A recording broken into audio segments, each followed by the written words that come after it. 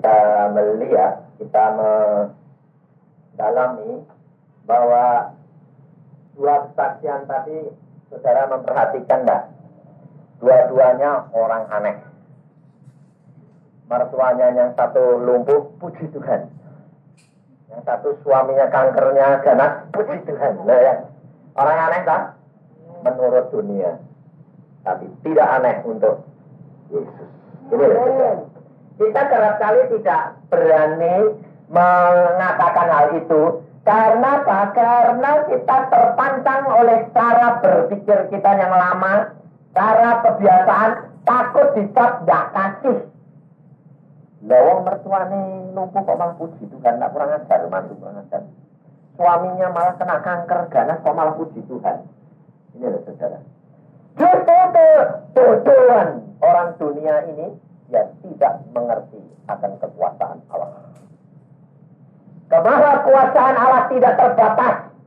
Dan kalau kita sudah menyanyikan Allah Maha Kuasa, Allah dapat melakukan segala perkara, itu harus dipraktekkan. Dan jika saudara tidak mengalami secara pribadi musibah demi musibah, saudara tidak akan mengalami perkara-perkara ajaib dengan Allah. Maka dari itu, saudara itu hidup dengan Allah harus praktek secara pribadi. Jangan tanya orang lain, jangan dengar kesaksian orang lain bahwa ya dia bisa, saya kok enggak. Alami secara pribadi dan engkau akan menikmati hidup yang berkemenangan dengan dia. Tapi harus mau dan berani. Ini loh, berani membayar harganya, rela segala-galanya. Ini yang kamu harus bayar. Nah, kerap kali kita bilang, wah, apa kuat. Kalau engkau percaya bahwa Allahmu sudah mengukur segala perkara yang terjadi di dalam kehidupanmu, engkau mengucap syukur. Tidak ada sesuatu boleh terjadi tanpa diukur oleh Allah. Dari tugas kita hanya percaya kepada dia dan mengucap syukur kepada dia. Karena kita tahu apapun yang terjadi itu Allah kuasa. Jadi saudara itu lalu dapat dipakai sebagai bejana oleh Allah untuk memuliakan namanya. Tapi kerap kali saudara tidak mampu mengucap syukur, tidak mampu percaya dan meletakkan problem saudara kepada dia, sehingga akhirnya bejana itu bocor, tidak menjadi kemuliaan buat Allah. Dan akhirnya saudara menderita. Maka kalau saya di khotbah saya kerap kali di cemooh orang bilang gini, pendeta apa itu? Seenaknya saja kalau ngomong. Tapi saya itu malah kalau diomongin gitu malah seneng. Sebabnya apa? Sebab dia justru begitu.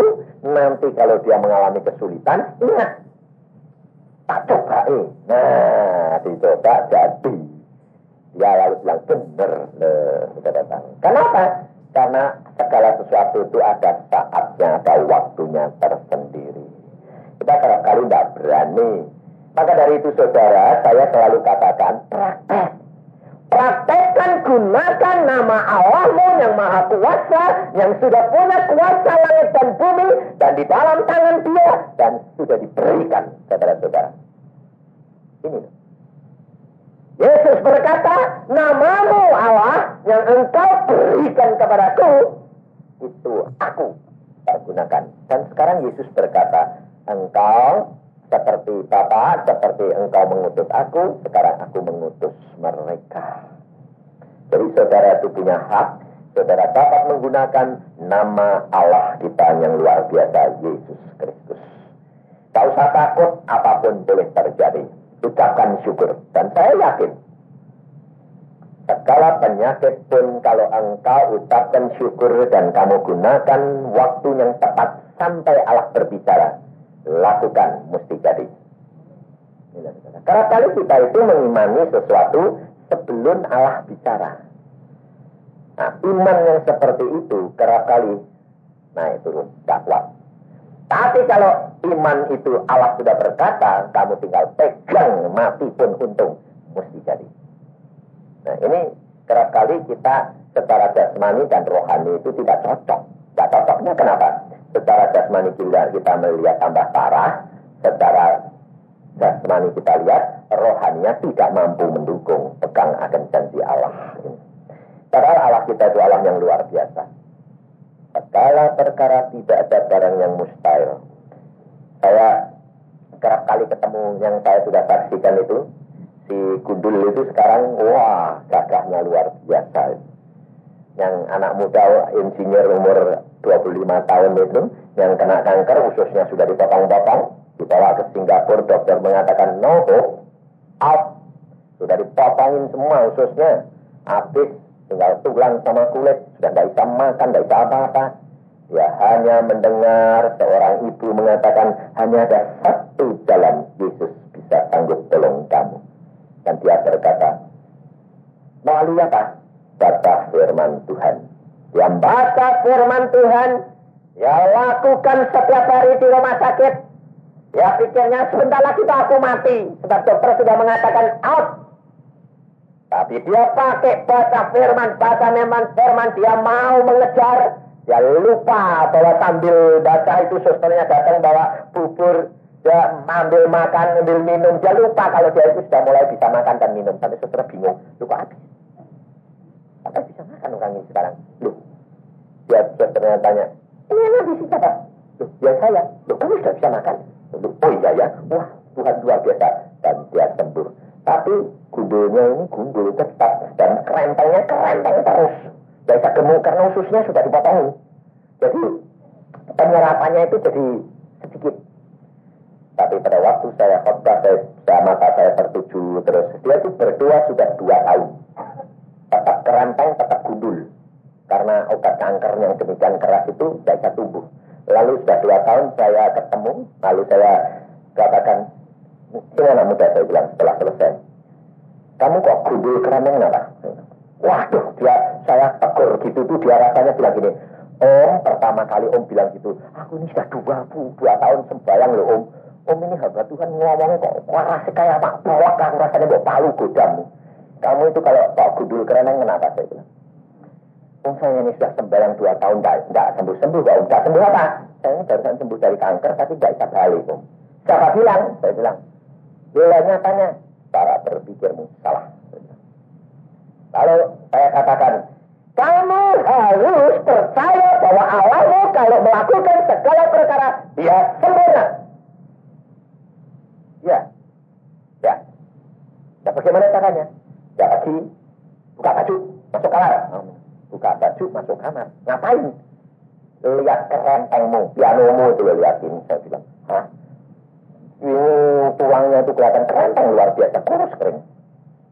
Katakan, tanganmu angkat, kamu katakan, Yesus, aku percaya engkau Allahku yang kuasa, dan engkau sanggup menyempurnakan aku, lalu tubuhmu sama. Dalam nama Yesus Kristus sempurna. Jadi kamu, gundulmu lap-lap, gundul, kamu bilang, nanti rambutmu tumbuh dan sempurna. Ya pasti lakukan, dan imani, dan katakan, bahwa Yesus tetap sama. Dan lakukan tiap pagi. Praktekkan, gunakan nama Yesus. Kamu belum pernah tahu? Belum. Yang kamu doakan 2 tahun apa? Tuhan sembuhkan, Tuhan sembuhkan. Yesus sudah berkata, kuasa ada di dalam tanganku. Dan jika engkau percaya kepadaku, engkau akan melakukan perkara-perkara yang aku lakukan juga. Bahkan lebih besar. Lalu dia bilang, oh iya ya Om. Praktek. Saya bilang, belum 3 bulan. Dia gendut. Tumbuh rambutnya bagus luar biasa. Sekarang dia ganteng, rambutnya bagus. Saya sendiri ketemu dia pangling. Namanya Aries. Dan dia saya khotbah di tempat lain sudah 2 bulan, dia cengar-cengir. Saya bilang kurang ajar kita ini anak ini. Anak muda ini kok cengar-cengir. Ganteng luar biasa. Lalu setelah khotbah saya bilang, kamu sini anak muda, kamu kok cengar-cengir? Om, lupa saya toh. Siapa kamu? Kok member si gundul itu? Ya ini si gundul. Ya ini gundul. Dia bilang, kamu jadi ganteng saya gini. Malah Om saya jari dong. Tak praktek Om. Dan jadi luar biasa. Ini tubuh ketol dan berombak bagus Om. Mukanya sekarang merah. Ganteng saya bilang. Lah kamu kok gendutnya kok cepat? Jangan terlalu gendut nanti. Perempuan gak mau kamu, saya bilang. Wah ini kesenangan gendut ini jadi. Sekarang saya akan cukup.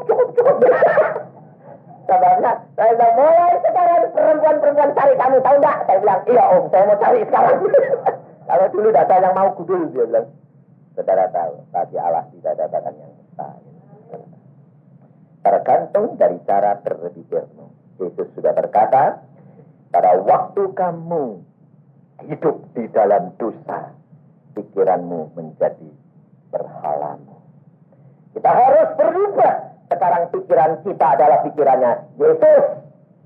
Dan kita menggunakan nama Dia dan kuasa Dia, maka kita akan diangkat tinggi-tinggi. Naik. Luar biasa Yesus. Allah kita adalah Allah luar biasa. Kalau saudara tahu Yesus, kalau engkau ikut Yesus, segala perkara sudah disediakan Allah. Tidak ada barang yang mustahil. Saudara lihat hidup saya sendiri. Saya datang Surabaya jelek. Si istri Samudi sudah bilang, wah saya lihat kamu tuh gak masuk akal. Baru datang sudah orang rebutan ngasih tiket pulang. Saudara tahu? Yang satu bilang, tiket aku loh ya, yang pulang nanti kalau Pak Yusa pulang. Yang satu bilang, aku loh ya. Lah beli tiket kok satu orang, kok dua orang buat apa? Saya bilang, yang satu orangnya cuma satu kok. Yang rebutan, sudah rebutan. Pokoknya aku. Saya bilang, lu kok pokoknya aku yang pulang. Saya bilang, kamu kasih tiket, kalau saya tidak mau pulang ya tidak bisa. Saya bilang, mau apa? Saya bilang, kamu tidak kasih tiket ya, kalau saya mau pulang ya mau apa? Saya bilang, ini. Allah itu sudah menyediakan segala-galanya. Kita tidak perlu takut dan khawatir. Apapun boleh terjadi. Tetapi pada hari ini kita belajar firman Tuhan. Berkat yang diberikan oleh Allah dapat menjadi cerah buat kita. Supaya kita tahu bahwa kalau kita itu tidak punya apa-apa, kita akan disediakan oleh Allah segala-galanya. Dilengkapi karena Allah sudah berkata, engkau akan datang memberikan hidup berkelimpahan kepada domba-dombaku. Tetapi ingat, kalau engkau sudah berkelimpahan, dapat menjadi cerah. Dan Yesus sendiri yang pesan kepada kita. Kita belajar dari 2 Samuel. Apa yang Yesus katakan, itu sudah dialami oleh Daud. Maka kita belajar. Dan setelah itu kita harus jangan ngalami seperti Daud. Tapi kita ngalami seperti Yesus. Karena Yesus adalah anak Daud. Daud mengalami, tetapi dia dan menderita. Yesus yang menjadi keturunan Daud. Kita harus wajib meniru dia karena dia yang disempurnakan oleh Allah. Di dalam 2 Samuel pasal 11. 2 Samuel pasal 11. Ayat yang pertama. Pada pergantian tahun, pada waktu raja-raja biasanya maju berperang, maka Daud menyuruh Yoab maju beserta orang-orangnya dan seluruh orang Israel. Mereka memusnahkan Bani Amon dan mengepung kota Raba. Sedang Daud sendiri tinggal di Yerusalem. Sampai di sini dulu, ayat pertama. Saudara-saudara dan saya sudah mengenal riwayat daripada Daud. Daud dididik Tuhan dari bawah. Seorang gembala, seorang yang tidak mempunyai kekuatan, kemampuan, kekuasaan, dia diangkat oleh Allah. Dan dia dididik oleh Allah melalui penderitaan demi penderitaan. Dia dikejar-kejar Saul sekitar 13 tahun. Bayangin, saudara. Dan dia menderita sebagai seorang penyamun. Karena dianggap oleh orang Israel adalah dia itu perampok. Tetapi dia berjalan dengan Allah. Dan Allah menyertai dia. Sehingga dia diangkat tinggi-tinggi menjadi seorang raja. Menggantikan Saul. Karena Allah mempunyai rencana di dalam dia. Dan firman Tuhan hari ini berkata, pergantian tahun, pada pergantian tahun, pada waktu raja-raja biasanya maju berperang. Jadi perhatikan, ada masa-masa di mana raja menikmati istirahat, menikmati hidup kemenangan, ada masanya berperang kembali. Hidup kekristenan, jangan saudara kira cuma enak terus. Tidak. Apa yang saudara alami, dunia ini alami, semua harus mengalami. Ada masa kemenangan, perang, ada masa menikmati, dan ada masa belajar, menyiapkan diri. Ada masanya di mana persiapan untuk perang, ada masanya berperang, ada masanya menikmati hasil peperangan. Ini hidup kekristenan, saudara. Maka dari itu, saudara itu harus menyadari bahwa hidup kekristenan itu ada 3 tingkatan ini yang saudara harus ketahui. Sahabat, saudara dan saya anak-anak raja, betul lah? Anak-anak raja. Dan ini yang pergi perang siapa? Raja. Pada saat waktu raja-raja biasanya maju berperang, anak-anaknya bakal dilatih turut perang enggak? Kalau rajanya maju, anaknya enggak maju. Bisa kalau kamu jadi raja bisa perang enggak? Tidak bisa kalau udah latihan. Nah, jadi ada persiapan peperangan, mempersiapkan diri, latihan, ada peperangan, dan ada hasil menikmati hasil peperangan. Tetapi saudara, ayat ini tadi mengatakan Daud, rajanya Israel pada saat itu siapa? Daud. Daud turut perang enggak? Yang disuruh siapa? Yoab. Kenapa Daud tidak perang? Loh, raja. Di sini kata-kata pada waktu raja-raja biasanya perang. Setiap kali sebetulnya Daud turut perang enggak? Turut. Setiap kali Daud pergi perang, dia turut maju di depan. Tapi kenapa saat ini dia tidak maju perang? Sudah berkelimpahan masalahnya. Sudah berkelimpahan, sudah benen, sudah cukup segala-galanya, jadi tidak mau pergi. Nah, contohnya saudara ini. Pada waktu saudara ini sudah mulai kaya, dulu kalau belum kaya, pembantunya cuma 1. Segala-segala ngambil sendiri, sebab pembantunya tidak cukup. Kalau sudah kaya, pembantunya 2-3. Apa yang saudara lakukan? Nih, ambil minum. Nih, gelas. Jalan 3 langkah saja kadang-kadang malas. Betul lah. Iyalah. Kekayaan, kemakmuran, hati-hati bisa menjerat Anda. Secara jasmani, kurang gerak, gendut. Makannya sedikit tapi kok gendut terus. Ya kurang gerak. Ya kan? Lalu akhirnya jantungnya koklok. Nah, saudara tahu, orang sekarang, zaman sekarang, penyakitnya orang yang penyakit yang zaman dulu tidak timbul, sekarang timbul semua. Penyakitnya orang kaya, stres, jantung, kencing manis, ya kan? Darah tinggi. Itu semua dari mana asalnya, saudara tahu? Karena kemewahan ini akan dapat menjadi jerat. Daud tidak mau perang karena merasa sudah cukup segala-galanya. Dia hanya perintah Yoab pergi perang. Hasilnya aku yang menikmati. Tetapi saudara tahu, karena dia tidak rendah hati Daud pada waktu itu, dia salah jalan. Setan masuk melalui apa? Karena tidak ada persiapan perang. Sehingga pada masa perang, dia tidak pergi berperang, tetapi dia bersenang-senang. Setan masuk. Saudara, kerap kali kalau disuruh baca Alkitab, suruh berdoa, saudara berkata apa? Malas, ngantuk. Sekarang saya tanya, Kalau saudara di dalam keadaan serba cukup, semuanya smus, pekerjaan beres, mau pergi gampang, doanya sedikit atau lama? Hah? Kalau nanti ada masalah, doanya tambah lama atau tambah sedikit? Pantesan dikasih masalah terus. Sebabnya Tuhan cinta.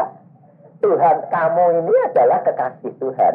Siapa tidak kepengen ngomong-ngomong sama kekasihnya, betul ya? Tapi kalau dikasih berkat, kekasihnya pergi terus ngelayap terus. Si pacar datang, oh ke toko. Kemana? Oh syuting. Kenapa? Nah dijoki duit terus. Lalu kekasihnya bilang, ini dia tak joki terus, tak tahu dari rumah. Tak joki. Nah, kalau tidak dijoki mulai bingung, dari rumah dah. Di mana Tuhan? Mana Tuhan? Ngenteni Tuhan dah. Iya. Pantesan dikasih masalah. Tapi seandainya engkau dengan pacarmu itu kamu ditumpahin berkat, malah cinta dia, malah nunggu dia. Kalau pergi bersama dengan dia, tambah berkatnya tambah banyak enggak? Rahasia ini sebetulnya saudara sudah tahu, tapi saudara tidak mau melakukan. Saudara tahu. Ini penghidupan kami. Saya tambah lama, berdoanya tambah lama. Tambah cinta Tuhan, tambah gak ngurusin duit, gak ngurusin segala macam kakak bengek. Pokoknya aku itu senang deh gue Tuhan. Tuhan bilang apa? Segala-galanya kamu punya. Malah diberi. Sampai saya bilang, loh Tuhan ini kok sampai banyak kayak gini nih dia. Loh, karena aku cinta kamu, aku yang punya, kamu punya. Loh, apa saja yang kamu butuhkan, aku berikan. Saudara tahu, saya barusan pergi ke Jakarta, cuma melayani di gereja GKI Tionghoa. Nah, saudara tahu GKI itu persembahannya berapa juga? Paling-paling tempat, samgodeng, ya kan? Saya di jalan bilang gini sama Tuhan, Tuhan, aku kepengen beli batik, mau beli batik lagi, Tuhan, baju batik. Saya cuma mau ngomong gitu toh di kereta api, aku mau beli batik. Nggak ngomong sama siapa-siapa, cuma dalam hati saya ngomong. Saya khotbah di sana, saudara tahu, pulangnya dikasih persembahannya saja 300.000. Ada ketemu orang lain lagi memberi 200.000. Pergi Jakarta sajam 500.000, pulangnya dikasih baju batik yang harganya 150.000. Masuk akal enggak? Sampai saya bilang gini, ya Tuhan, aku barusan ngomong gitu saja, semuanya disediakan Tuhan. Luar biasa. Sampai saya bilang, ini pilih sih Tuhan. Kalau engkau menyenangkan hatiku, semua orang aku gerakan untuk memberi kepadamu. Waduh, luar biasa. Kita tidak perlu khawatir, Allah lebih tahu segala keperluan dan kebutuhan, saudara. Maka dari itu kita itu hidup kekristenan itu adalah hidup yang punya rahasia menjalankan kemenangan demi kemenangan di dalam Yesus. Kita harus tahu masa yang mana kita siap. Kalau kita sedang di rumah, kalau kita sedang, Tuhan mengatakan siapkan dirimu. Mendengarkan firman Tuhan, berdoa, membaca firman Tuhan, itu adalah suatu persiapan. Dan saudara harus latihan sungguh-sungguh. Saudara harus gunakan sungguh-sungguh. Memang ada masa-masa malas, masa-masa megah, masa-masa merasa segala sesuatu tidak ada artinya. Tetapi Yesus berkata, barang siapa yang bertekun sampai ke akhir, ia yang diselamatkan. Kenapa Yesus berkata begitu? Sebab Yesus tahu, habis persiapan perang, kamu harus maju perang. Berperang dengan si kuasa dan penguasa di udara. Engkau tidak siap, kalah. Kalau kamu kalah, menderita. Betul tak? Tapi kalau engkau persiapanmu lengkap, kamu menghadapi dia, engkau sudah dilatih oleh Yesus. Sebab Yesus kalau mendidik saudara, sebelum saudara menghadapi peperangan, pencobaan maupun hambatan, halangan, maupun kecelakaan, maupun musibah, maupun ekonomi yang akan menyerang saudara, saudara sudah diberitahu dulu. Dan saudara sudah disiapkan dulu. Dan apabila hal itu terjadi, engkau cakap mengatasinya. Tapi kalau engkau tidak mau siap, kau tidak akan cakap dan kau akan gugur di dalam peperangan itu. Dan kalau gugur, kau pasti akan menanggung akibatnya penderitaan. Dan penderitaan ini harus dibayar sampai batas waktunya. Kau harus setiap hari tambah tekun membayarnya seperti saudara tadi katakan. Kalau ada musibah, sembayangnya tambah banyak, betul lah? Ya kalau sembayangnya tambah banyak, itu berarti apa? Bayar yang dulunya sembayangnya kurang. Tetap harus bayar, saudara. Harganya harus dibayar. Tidak bisa kurang. Yesus tidak pernah tawar-menawar. Kalau engkau mengasihi aku, kalau engkau mengasihi suami, anak, istri, bahkan orang tua, bahkan dirimu lebih daripadaku, engkau tidak layak menjadi muridku. Tidak ada kompromi dengan Yesus. Harga yang sudah harus dibayar itu sudah ditetapkan. Dan tidak ada tawar-menawar. Tinggal engkau mau bayar atau tidak. Mau bayar engkau dapat, tidak mau bayar engkau tidak mendapat. Ya kan? Maka dari itu, sebelum engkau masuk ke dalam peperangan, engkau sudah siap sungguh-sungguh. Bayar dulu. Kira-kira kalau sembahyangmu, baca Alkitabmu lebih tekun lalu lebih lama, saudara nanti apa itu menghadapi musibah, menghadapi peperangan, saudara perlu bayar lagi tidak? Tidak. Sebabnya apa? Uangmu lebih, bayaranmu sudah lebih. Kamu menghadapi masalah itu gampang, selesai dengan sendirinya. Saudara tahu? Ini loh, hidup kekristenan rahasianya. Maka dari itu saudara yang penting, juara yang mau bertempur di dalam perlombaan itu lebih lama persiapannya atau lebih lama pertandingannya? Lebih lama persiapannya, saudara tahu. Persiapan yang masak menghasilkan juara, ya toh? Persiapan yang kurang, kau akan gugur, saudara tahu. Tapi kerap kali saudara tidak mau bayar. Tapi kerap kali menyalahkan yang lain. Habis, ibu-ibu lagi. Habis, sekarang kena saya. Suami nggak mau tahu. Datang-datang mau ada beres. Saudara tahu, saudara tidak sama Yesus, tidak usah khawatir. Tidak usah khawatir kurang tidur. Saya sudah pernah ngalami sendiri. Semalam suntuk tidak bisa tidur. Saya bilang, Tuhan kok aku tidak bisa tidur. Sembayang coba. Nanti kamu kesehatan sama persis. Bahkan lebih sehat pada waktu saya tidak tidur. Sampai saya bilang, loh aneh. Karena aku yang memberikan kekuatan kepadamu. Memang sudah masuk akal. Tapi Allah sanggup melakukan segala perkara buat kita. Tergantung cara berpikir kita. Saudara. Maka Daud pada waktu itu dia tidak pergi perang. Dia menyuruh kepada Yoab. Apa hasilnya? Yoab mendapatkan hasil yang berkelimpahan. Tetapi apa akibat Daud tidak pergi? Ayat yang kedua. Sekali peristiwa pada waktu petang. Ketika Daud bangun dari tempat pembaringannya. Lalu berjalan-jalan di atas sotoh istana. Tampak kepadanya dari atas sotoh istana. Itu seorang perempuan sedang mandi. Malah kelihatan jerat dosa, malah melotot dia. Dalam firman Tuhan, orang raja, panglima maupun tentara yang sedang pergi berperang dilarang menjamah perempuan. Dilarang menjamah perempuan biarpun istrinya sendiri. Tidak boleh kumpul. Pada saat itu sebetulnya Daud pergi berperang. Saat itu sebetulnya Daud menyucikan dirinya. Tetapi dia tidak pergi perang. Akibatnya dia menderita. Ya tak? Pencobaan itu harus dialami. Bahkan dia jatuh dalam dosa. Tidur dengan istri panglimanya. Hal ini saya alami sendiri, saudara. Kalau saudara itu tidak praktek, itu tidak bisa. Hal ini tuh saya alami. Pada waktu saya di Surabaya tahun yang lalu ya. 2 tahun yang lalu ya. Itu saya kurang 4 hari. Di Surabaya pikir saya, wah sudah kurang 4 hari, lalu saya berdoa. Tuhan bilang, istrimu panggil dari Bandung ke Surabaya. Untuk apa Tuhan? Nggak mau ngomong Tuhan. Ya sudah saya panggil. Saya intro kalcat.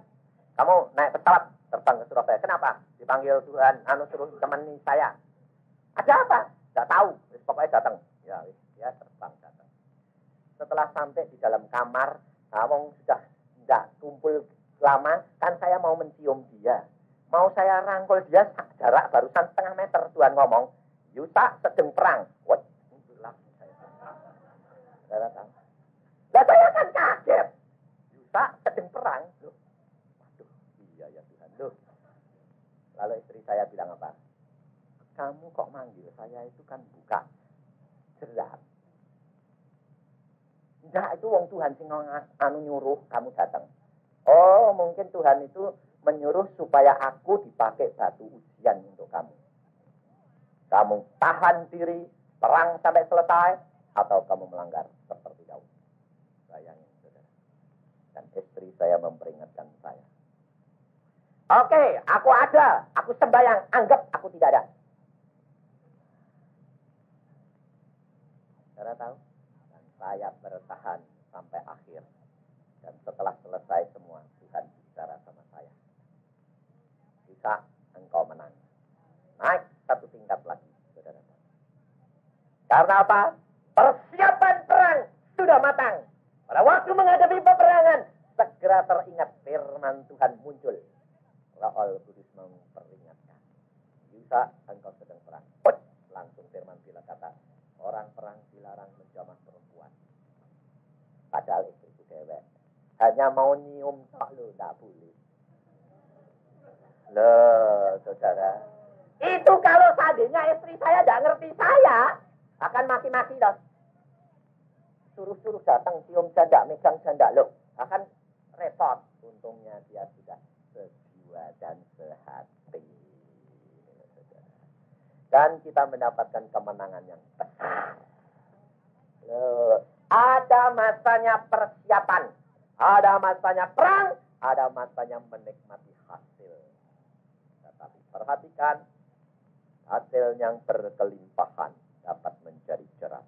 Karena kita tidak peka terhadap pimpinan Roh Kudus. Pada waktu itu seandainya Daud dia tidak pergi perang, dia harus turut berdoa dan puasa, menyertai tentaranya pergi perang. Di dalam rohnya, dia tidak akan jatuh dalam dosa. Tetapi kerap kali kelimpahan itu yang menyebabkan jatuh dosa. Karena apa? Karena kelimpahan yang bikin loteng supaya kelihatan jauh. Wah, lihat dari atas.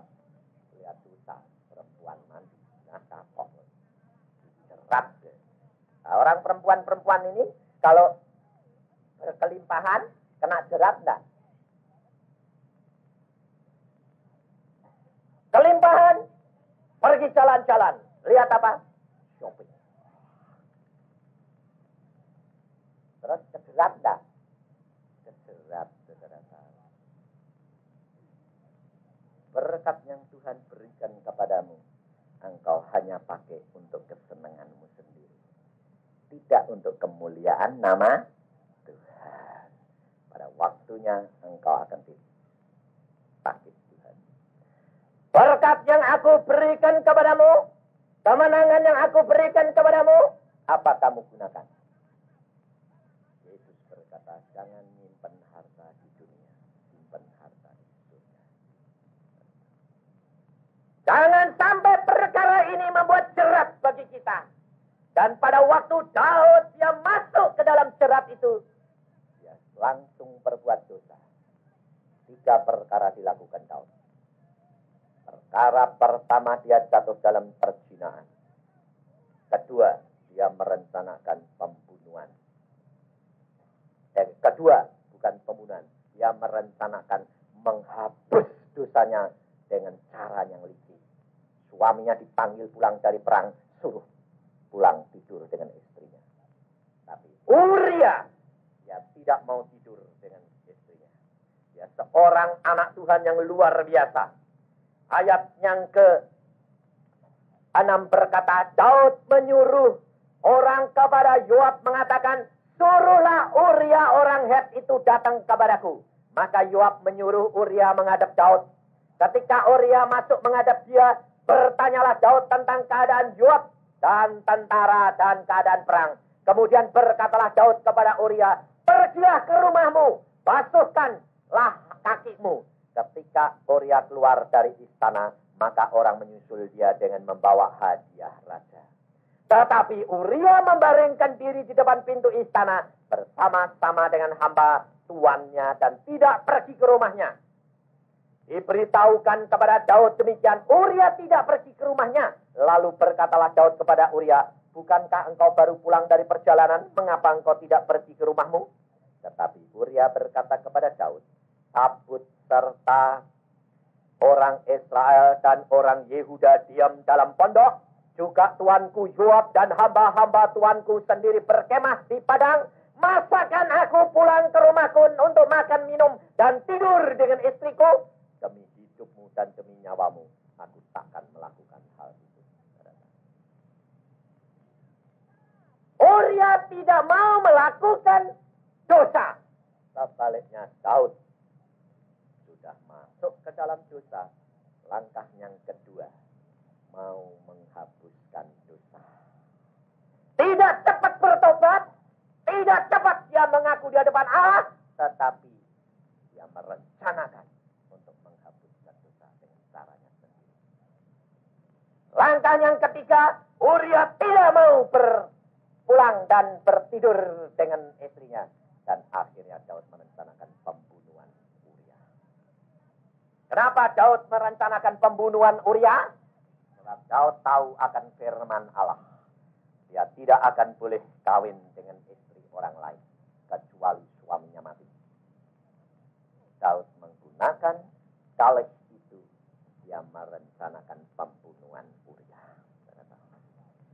3 tingkatan dosa yang akan dialami setiap anak Tuhan yang tidak peka dan tepat bertobat menghadapi pencobaan demi pencobaan. Kalau persiapan perang kurang masak, kau akan jatuh dalam pencobaan. Kalau engkau jatuh dalam pencobaan, cepat-cepat peka dan minta ampun daripada jatuh ke dalam 3 tingkatan dosa yang besar seperti Daud lakukan. Sebab saudara tidak akan lebih hebat daripada Daud. Sebab setannya sama. Kau tidak akan sanggup untuk membela diri dan sadar kecuali Roh Kudus yang menolong kau. Dan Roh Kudus tidak akan mau menolong kau kalau engkau tidak peka terhadap teguran dia, cepat bertobat. Maka dari itu saudara, jangan sampai kita sampai ke tempat apa yang Daud lakukan. Yesus membaharui apa yang dilakukan oleh Daud. Dan dia tidak jatuh dalam perkara dosa. Kenapa? Yesus bersiap sedia perang. 30 tahun lamanya Yesus menyiapkan perang. Dan perang dia cuma 3 tahun setengah. Perhatikan. Yesus disiapkan berperang di dalam dunia ini oleh Allah Bapaknya 30 tahun. Dan dia berperang cuma 3 tahun setengah. Selesai dan dia menang. Saudara sudah dibayar. Saudara sudah diberikan kemenangan. Saudara sudah diberikan penolong. Untuk asal engkau peka. Bagianmu engkau bayar. Yang engkau tidak sanggup, Allah akan bayar. Karena Yesus sudah berperang ganti kamu dan memberikan kemenangan. Musuhmu tetap sama, setan. Sama dahsyatnya. Tetapi Allah lebih dahsyat. Karena dia sudah menang. Ingat saudara. Hidup kekristenan itu adalah memantangkan di dalam pikiran kita. Mempraktekkan hidup dengan nama Yesus. Saudara dan saya menyandang nama Yesus. Dan Yesus menyempurnakan perkara ini di mana? Di dalam Injil Lukas pasal yang ke-21 ayat 34. Lukas 21 ayat 34. Yesus menyempurnakan dan memperingatkan kita. Jagalah dirimu supaya hatimu jangan syarat oleh pesta pora dan kemabukan serta kepentingan-kepentingan duniawi, dan supaya hari Tuhan jangan dengan tiba-tiba jatuh ke atas dirimu seperti suatu jerat, sebab ia akan menimpa semua penduduk bumi ini. Berjaga-jagalah senantiasa sambil berdoa. Saudara, berjaga-jagalah sambil berdoa. Persiapan perang selalu latihan. Kalau latihan itu sama dengan orang jaga-jaga, enggak? Ya, enggak pernah ketiduran. Tapi saudara kalau suruh latihan tidur, ngantuk, males. Hati-hati. Berjaga-jagalah senantiasa sambil berdoa, supaya kamu beroleh kekuatan untuk luput dari semua yang akan terjadi. Kalau kamu banyak persiapan, dan supaya kamu tahan berdiri di hadapan anak manusia. Pencobaan makalah, engkau jatuh, tidak ketemu Yesus.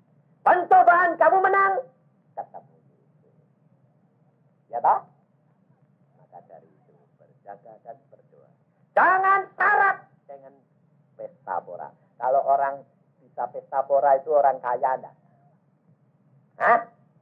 Orang yang hasilnya banyak atau orang yang miskin hasilnya pas-pasan, gak pesta pora enggak? Gak bisa. Kalau orang itu pas-pasan, sedang diproses Tuhan. Saudara belum mampu, kalau dikasih banyak nanti lupa Tuhan. Jadi sekarang dikasih pas-pasan. Ucapkan syukur, sedang dilatih. Saya sendiri juga ngalami. Ada masanya pastoros, ada masanya setahun lagi mulai naik, setahun lagi mulai berlebihan, setahun lagi mulai berkelimpahan, setahun lagi mulai segala perkara kita punya.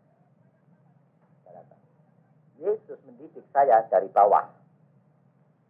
2 tahun saya dididik tidak ngantongin uang 1 sen. Kalau anak saya mau bayar sekolah, istri saya berkata, tidak punya uang. Saya berkata, anak, takut lutut. Anak masih kecil-kecil loh.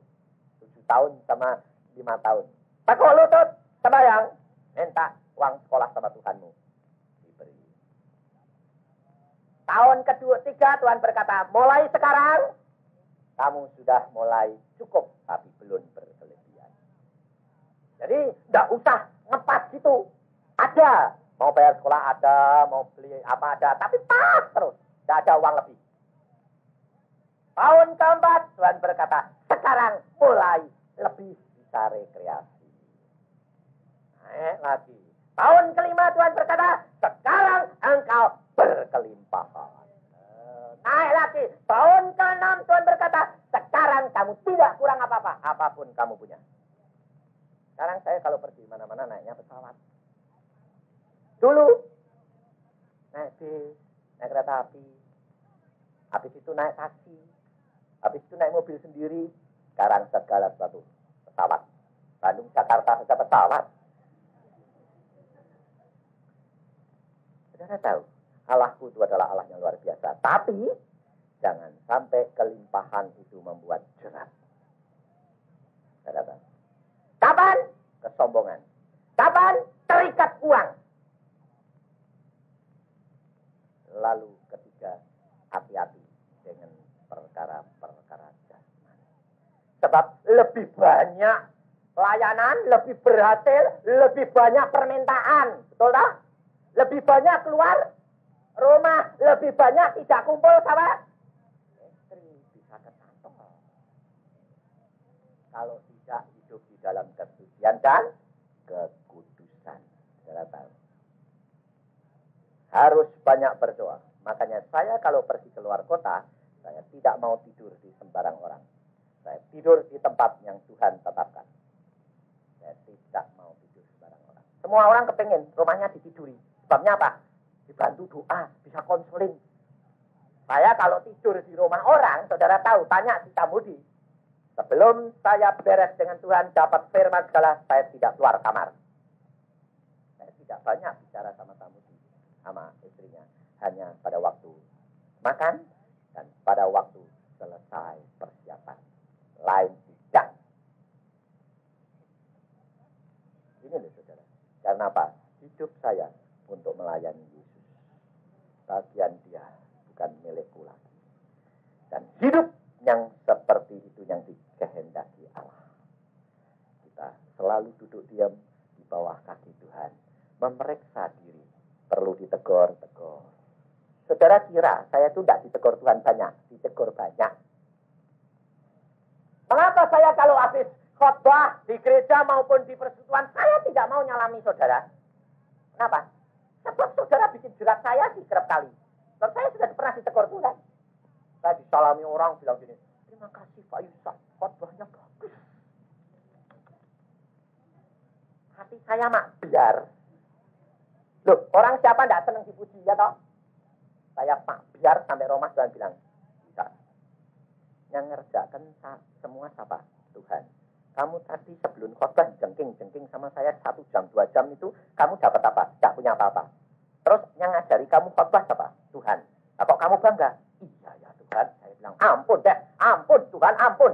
Awas, jangan mencuri kemuliaan Allah. Bayangin, saudara tidak sadar tidak ngasih tali gantungan saya. Makanya saya itu orangnya tidak peduli. Habis khotbah peduli amat. Itu pekerjaan Roh Kudus. Sekarang kalau ada orang bilang, terima kasih juga. Saya langsung ngomong, terima kasih Roh Kudus, bagianmu.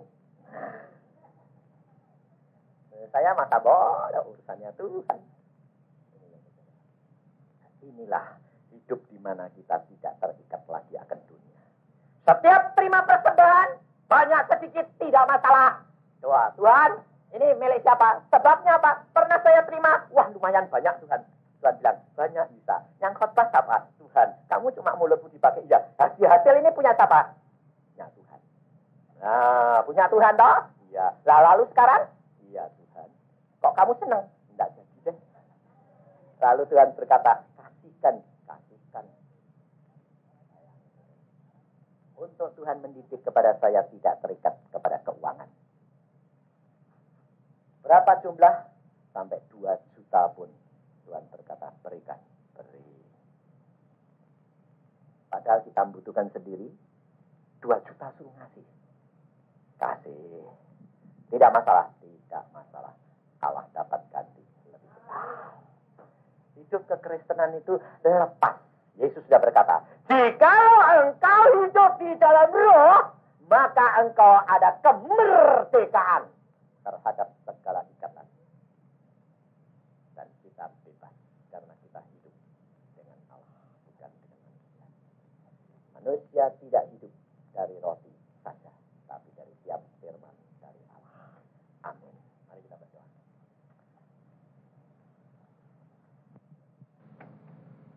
Kita memuji Tuhan, Allah yang luar biasa, Allah yang gagah, yang perkasa, yang patut kita tinggikan. Kita nyanyikan satu pujian, besar dan perkasa Allah kita. Besar dan perkasa Allah kita, besar dan perkasa Dia. Yeah.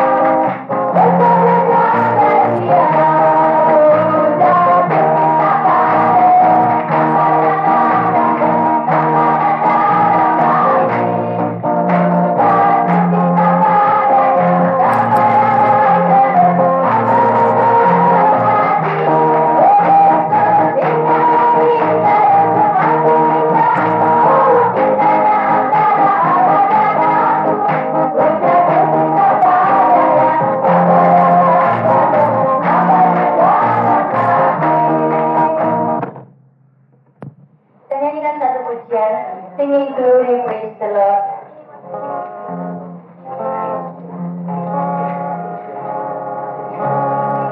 Singing glory, praise the Lord.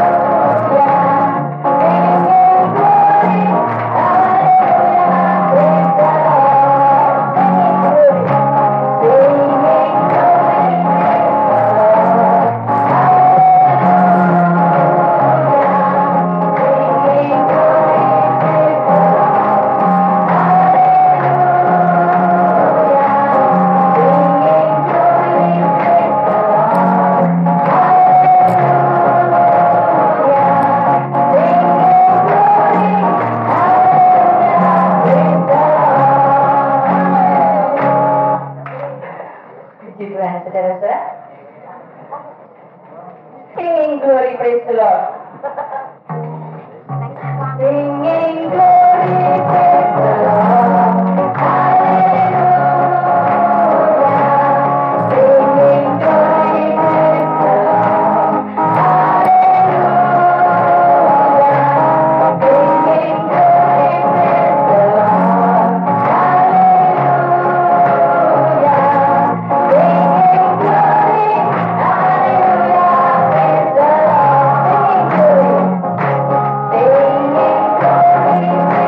Lord. Hallelujah. Singing glory,